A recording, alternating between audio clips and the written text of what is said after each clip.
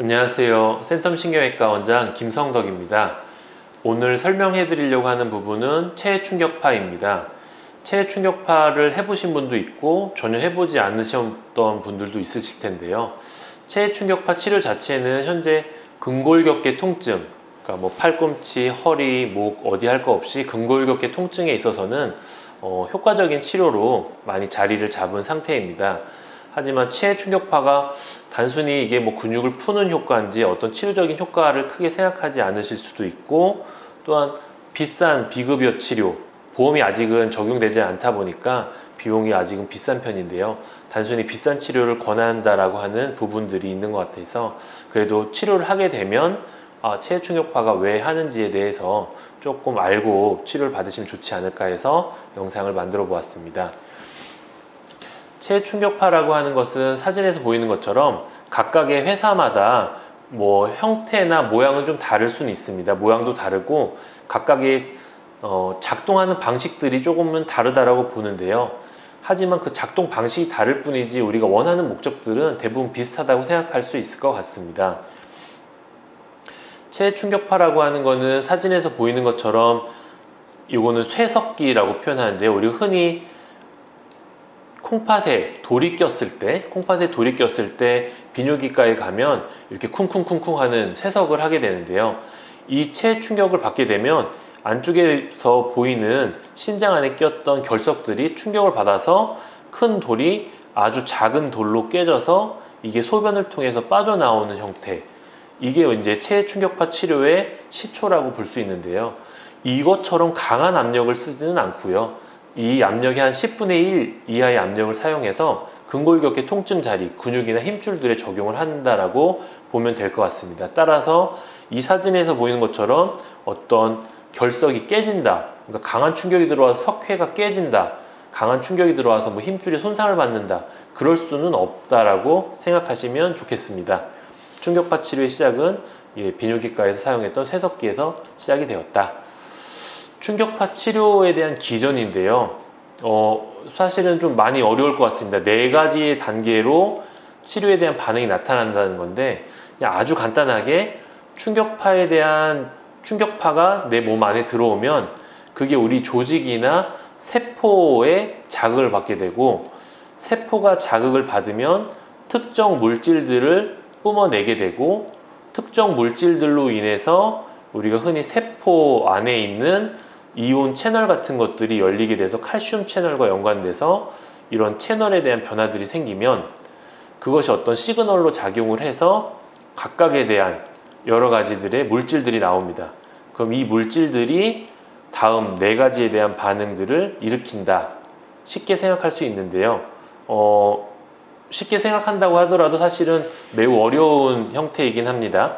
그래서 이 형태로 그냥 충격파를 치료하게 되면 여러 가지 물질들이 일으켜지면서 세포에서 다음과 같은 물질들이 만들어진다. 이로 인해서 특정한 4가지의 반응들을 일으킨다. 요거를 조금 더 자세하게 보면은 첫 번째, 새로운 혈관을 만들어주는 효과를 준다예요. 우리가 혈관이 많이 분포된 자리들은 상처를 받아도 회복이 잘 되고, 혈액이 많이 공급되지 않는 자리들은 회복이 덜 된다고 표현하는데, 그런 것들은 우리가 조직이라든지 세포의 활성화, 조직 재생에 있어서는 새로운 혈관이 들어와야 된다고 봅니다. 즉 어떤 새로운 도시가 만들어지고 할 때 어떤 도로가 정비돼야지 그 도시가 기본을 만들어주는 것처럼 혈관이 만들어지는 부분은 중요하다, 이렇게 볼 수 있고, 아까 봤었던 물질들 중에서 여러 가지 물질들이 염증을 억제하는 효과를 직접적으로 가져오기도 한다. 또 다음에 2가지에 대한 작용을 통해서 조직이라든지 신경을 재생하는 효과를 준다, 이렇게 볼 수 있습니다.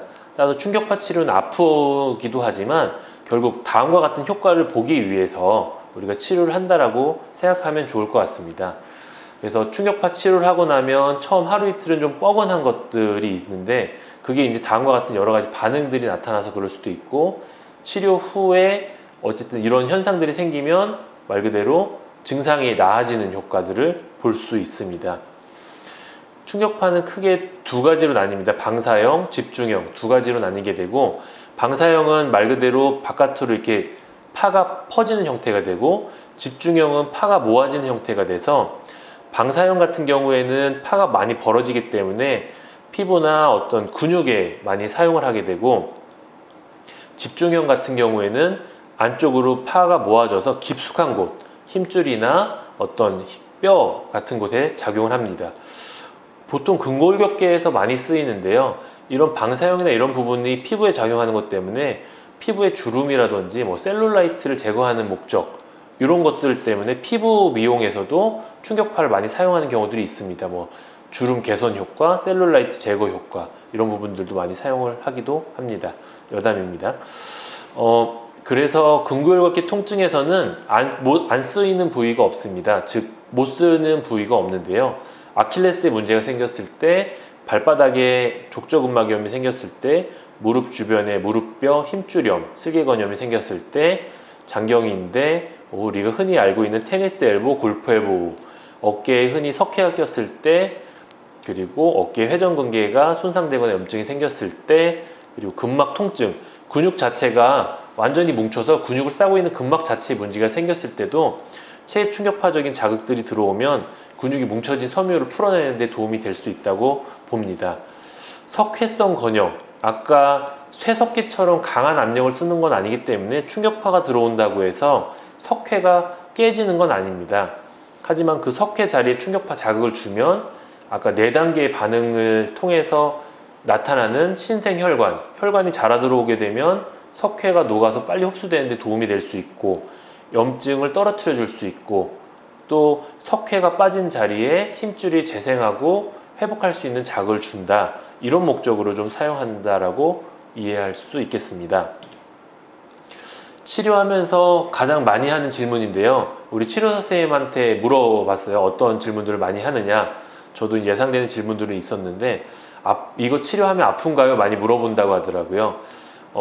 통증 치료를 하면 내가 근육에 염증이 있고 문제가 있는 자리는 더 아픕니다. 하지만 정상적인 근육에 똑같은 충격을 주게 되면 아프지 않기 때문에, 아프다라고 하는 거는 그 근육이나 힘줄에 문제가 있다라는 걸 표현하고, 다만 아프다라고 하면 그 압력값을 조절할 수 있기 때문에 치료사 선생님한테 아프면 통증이 아프다고 표현을 하고, 그럼 압력값을 조금 낮추고, 이렇게 해서 치료를 받게 되면 됩니다. 몇 번 정도 치료해야 효과가 있나요? 라고도 많이 물어본다고 합니다. 이 질문은 충격파 치료가 단순히 통증을 완화하는 효과도 있지만 어떤 조직을 재생하는 효과를 보려고 하는 부분도 있기 때문에, 보통은 한 일주일에 1번 내지 2번 정도 치료를 3번 정도, 4번 정도 해보는 거를 연속적으로 하면 좋겠다.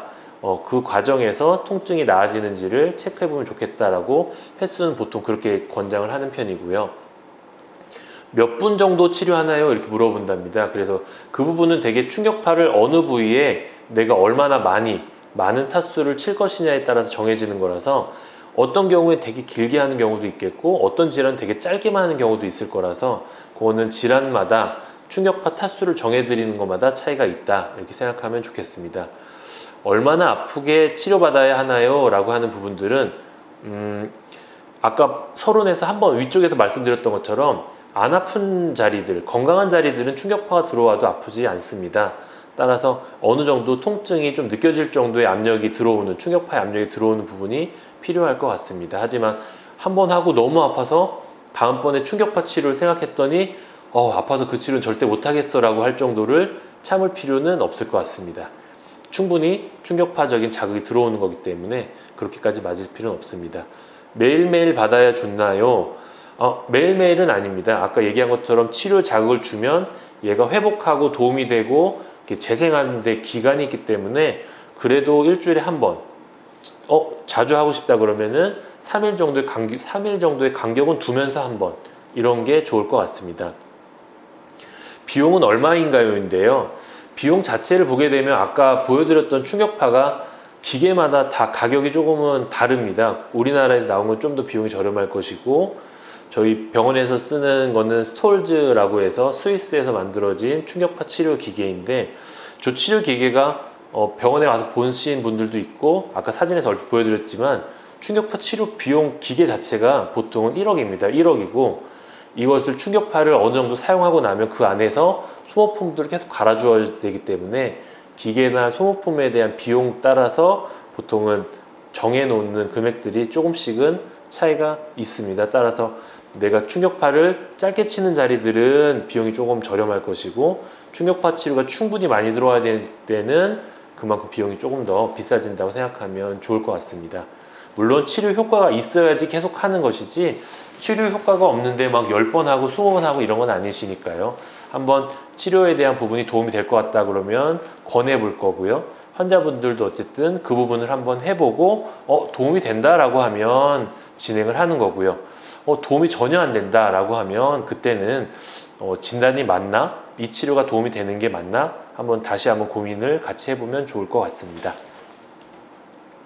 네, 이상으로 오늘 체충격파에 대한 간략적인 이야기를 해드렸고요. 추가적인 영상을 통해서 실제로 충격파 치는 모습들을 직접 보여드리려고 하니까 그 부분을 참고해 주시면 좋겠습니다.